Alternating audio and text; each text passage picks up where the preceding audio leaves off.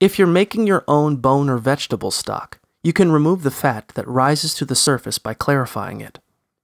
Some methods of doing this are straining your stock, clarifying with egg whites, or chilling your stock.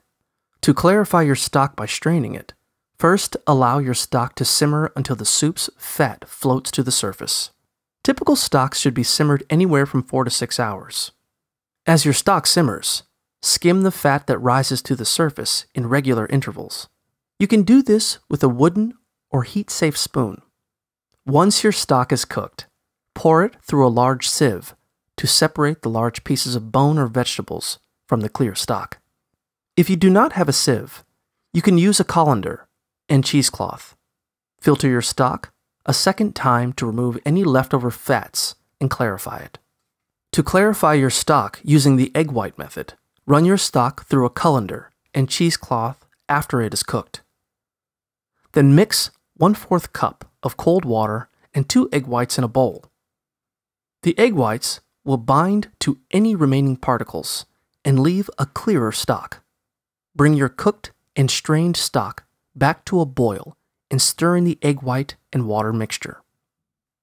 Next, remove the pot from the heat and let it sit for 5 minutes to allow the fats to bind to the egg whites.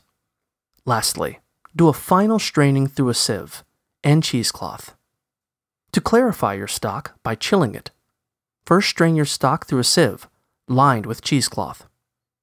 Then, fill a large bowl with ice cubes and place your pot, with the lid on, into the bed of ice. If you do not have a bowl larger than your pot, you can fill your sink with ice instead. Stir the stock every 2 to 3 minutes until it is completely chilled. Transfer your stock to the refrigerator and leave it for a couple of hours or overnight. The fat will harden and leave a thick layer of fat on the surface of your stock.